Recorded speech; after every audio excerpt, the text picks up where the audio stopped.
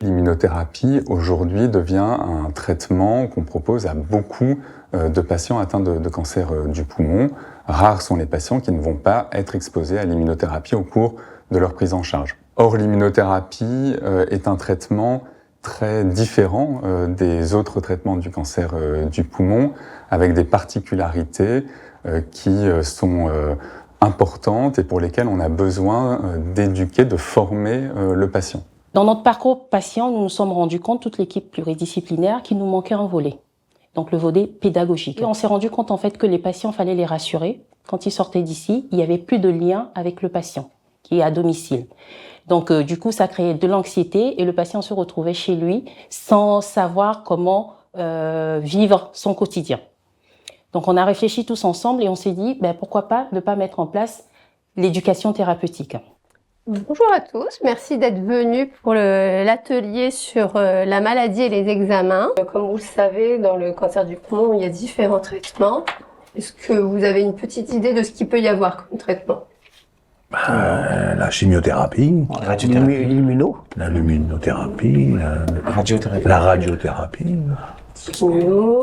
Immuno, radiothérapie. Et Vous connaissez d'autres? Non. Si, après... Il doit y avoir quelque chose d'autre, mais quoi, je sais plus. La chirurgie. La chirurgie.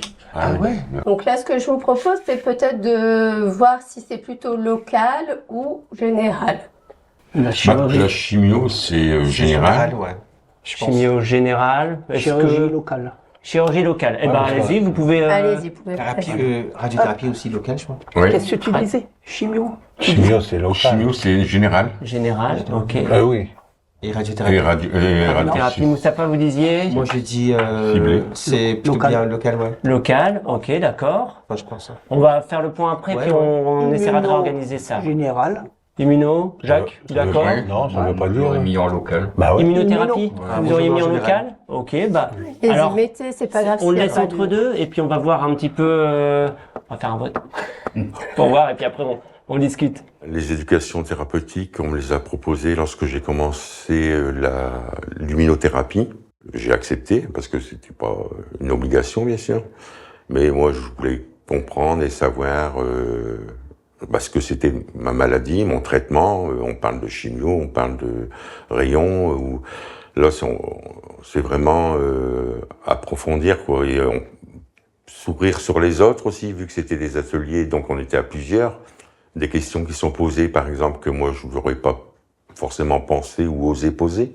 Le groupe, il aide.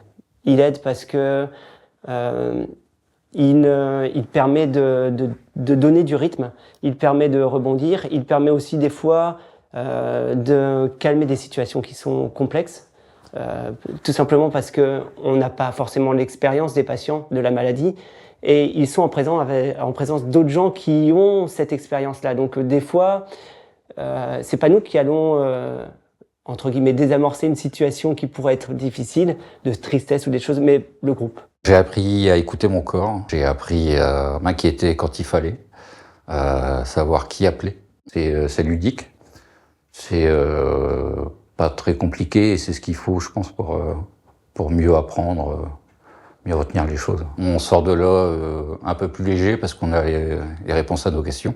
Et puis, il n'y a pas de tabou, on peut poser toutes les questions qu'on veut. Il y a des gens très compétents qui se mettent toujours à votre niveau, en fait.